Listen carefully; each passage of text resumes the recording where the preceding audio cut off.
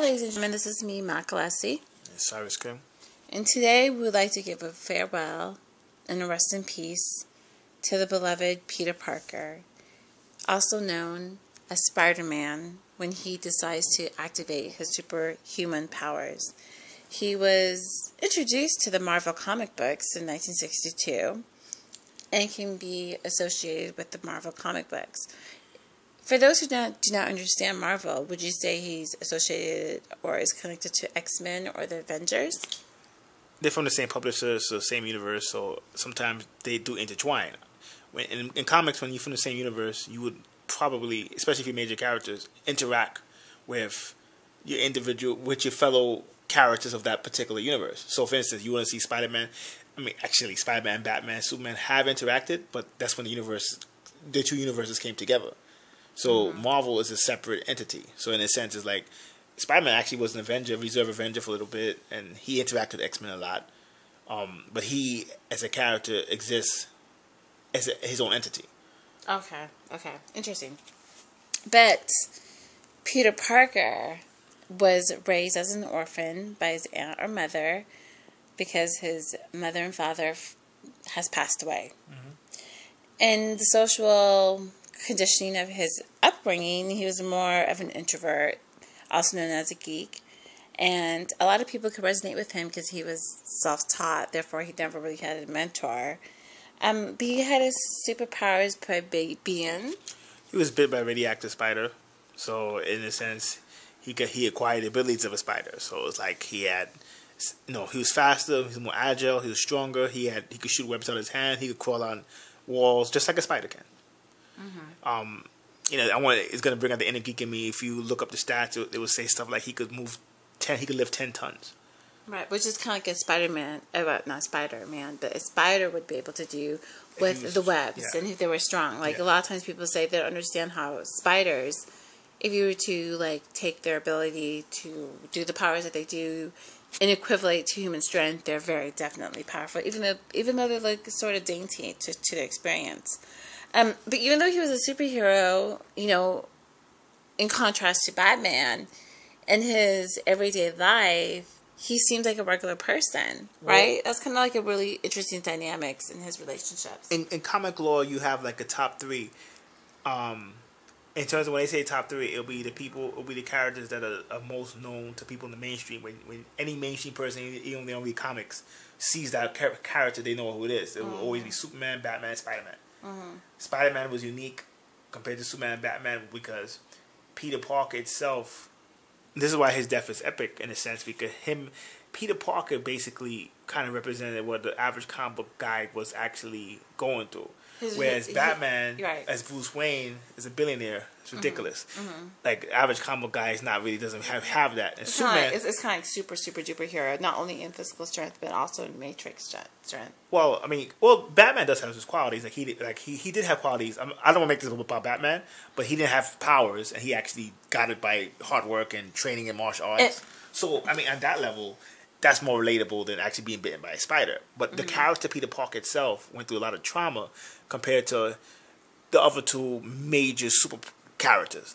Superman is Clark Kent, and he puts on glasses and nobody knows he's Superman. It's kind of ridiculous. This is very ridiculous. So Spider-Man, he stands unique in that perspective that Peter Parker was really like him. It was the average comic book guy. So that's what made him so relatable. Honestly, there's a lot of characters in Marvel who are way more powerful than Spider-Man.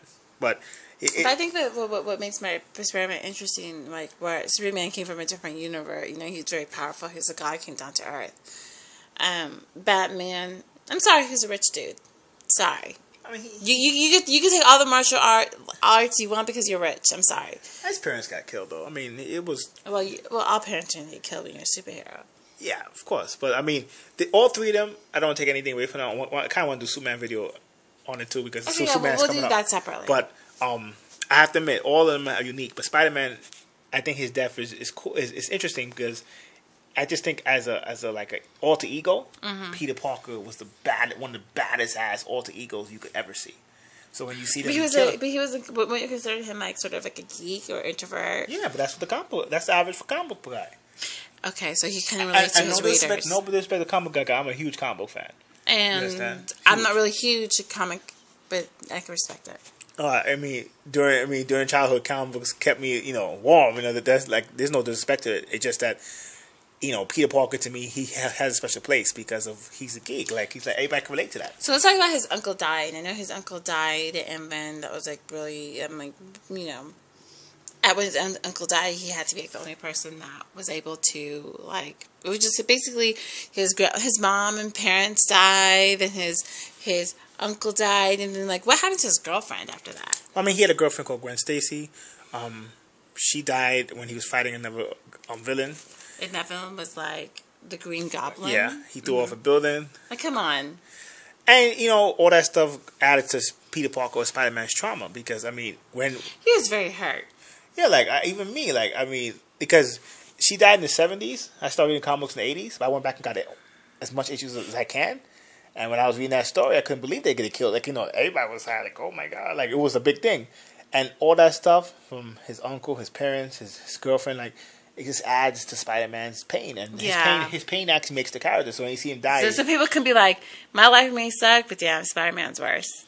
That's kind of messed up, but, kind of, yeah. Because even what made him really cool, that's true. I forgot that what made it really cool is even when he was like, he became a photographer, and it was cool because... Oh, he was a photographer. Yeah, because he was like, he would pretend to take pictures of himself. And it was cool because he was struggling photographer. So, like, he had all these powers and he couldn't pay his rent. So, like, like... The everyday struggle. Yeah, so a lot of people could relate to that, for sure. And it's cool because, in the sense... he eventually got married to Mary Jane and, Oh, her name is Mary Jane. Yeah, like, oh, wow. Yeah, nice name. Yeah, I know. Some people are going to have their own... Come on. Of course. But that's why it makes Spider-Man cool. Wow. Okay, so, like, let's go, like, to the comic book. Currently we have, like, I guess from, like, issue 698 to issue 700, they have, like, a storyline between Spider-Man introduced with Dr. Octopus. Yeah. I didn't read the 700 issue. From just what I understand, Dr. Octopus eventually gets trapped in his brain, and he's going to eventually become Spider-Man. Really? So it's kind of like a mind trick, a mind game. Well, kind of like a... in comic lore, honestly, Batman one time got his back broken. In comic books, 2 years later, he was back. Mm-hmm. Superman got killed. Doomsday. So you think this is probably one of those, like... because the comic book's been around since the 60s.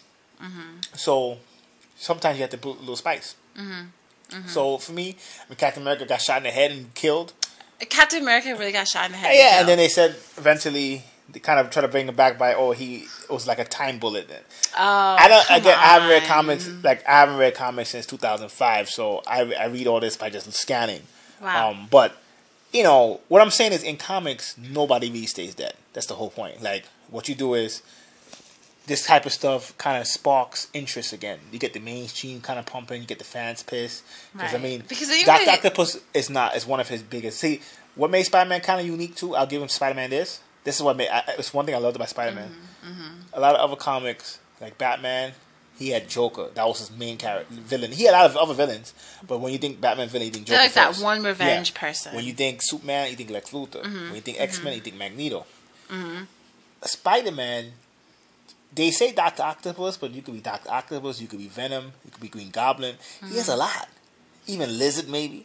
So, like, when you look at all that stuff, it's kind of interesting that they make Dr. Octopus it because one of his greatest villains becomes him now. So it's like And Dr. Octopus, for those who don't know, is more like an inventor. He's also a scientist. He also has psychokinetics, which is kind of similar to telekinesis. And the reason why it's associated with telekinesis and psychokinetics is because he is able to control his other arms. Therefore, he's known as Dr. Octopus because he has electronic arms and he can move with his mind. So therefore, he's able to like be fast and move up things and things of that nature. But I'm really interested to see how exactly does the mind warp thing happens. You know what I mean? Well, I mean, if he has telekinetic, there could be association, I would assume. To me, I kind of funny, like, as I grow a little older, I'm kind of more interested in the fans' reaction. I've been around comics. I've been reading comics since '85. So like I know they die. 2 years later, they come back. Right, but it's always cool when you experience the fan reaction. I remember when Superman died, I had to run to the comic book store. You almost cried. I don't know. I might have. I know I ran to the comic book store. I got like 3 copies. So, dude, do you think that this is going to be so, like, a collector's item? I need to buy a book. Yeah, but no, because the comic market's changed now. Like, they print so much shit.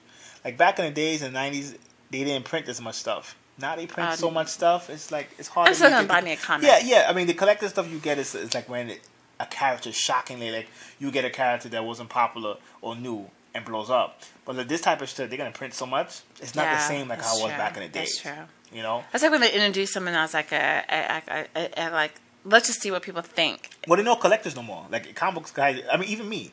I'll be known as a bad comic book person. I'm a collector, by the way, but go ahead. Yeah, like most of my comics, I don't even know what happened. Some of them I was moving, some I gave away. I'm not gonna lie, shoot me. Some I threw out. I'm a horrible collector. And I'm the person who someone accidentally did that. It was my sister, and I took out comic books, and I still have it. so I kind of know, but I really don't. But I mean, but that's I'm sorry. Anybody throwing away the comic books back in the '80s. In the '70s, that'll be blasphemy. But now it's like you buy them as like a magazine. Just they print. I mean, plus they print so much of them. It's different now. So it's But I mean, for me, I just liked watching the reactions of the fans more than the characters. So how do you think like this type of news with like Peter Parker being passed away? Because this is the first time Peter Parker passed. Is this the first time? Yeah, it's the first. Well, okay. They had there's in Marvel they have like. I know it's gonna get confusing to you. They have what they call the Ultimate Marvel, where it's like another universe. So there's multiple. It's just so multi-dimensional. Marvel has multi-universes. Okay, this just gets confusing. No, so in another Marvel universe, another version, they have something called the Ultimate Spider-Man. They killed that Spider-Man in 160. So like Spider-Man, like, but the main Spider-Man. I know it's gonna sound crazy, but I understand. In the main Marvel universe, just that they kill him now. But like. They kind of done this before already. So basically, there's alternative universe and parallel universes, and we're just kind of like listening to all of them at the same time. Yeah, I mean, because what you really understand is the business aspect of comics. If you are a comic publisher, when they say something, I definitely understand. Like no. When they say something is in your universe, it just kind of means like the other. You can kill the motherfucker out, but it doesn't matter because we can recreate him again. And basically, it's kind of like if I own a character and own a whole bunch of characters. I don't want the rival comic to be able to get my characters. That makes sense. So then that's where how the other universes shit comes. Because DC will have their own people, and Spider-Man Marvel have their own people. Which is kind of the same thing of how reality is. There's multi-dimensional beings. TV shows like that. Like you wouldn't see a show on Channel 2. You would not see them cross over with a show on Channel 4. Right. They might universe. Yeah, 2 shows on Channel 2 might cross over. I get it. Like some CSIs. Will cross over, but you wouldn't see them cross over with a show from the network. It's a universe. So it's like one television station is a freaking universe. Yeah, exactly. You cannot come into my universe. If we meet up, we have to make a storyline where we meet up because come on, we're 2 different universes. I get it, and that's the exact same thing with them. So it's really interesting. I definitely get that. But in honor of Peter Parker, as he had one of the best lines, "With great power comes responsibility." And what do you think that means? What do you think that line means? Everyone wants the power, but nobody wants the responsibility. So that's why they don't get the power. And what's the responsibility? Responsibility is to use it wisely and help those who can't help themselves. That's what it was all about. So it's all about nobility. All the spiritual masters we hear about, they're healers. They were noble men. They weren't just motherfuckers. I know. Can you imagine if a spirit, like one of the spiritual masters was like.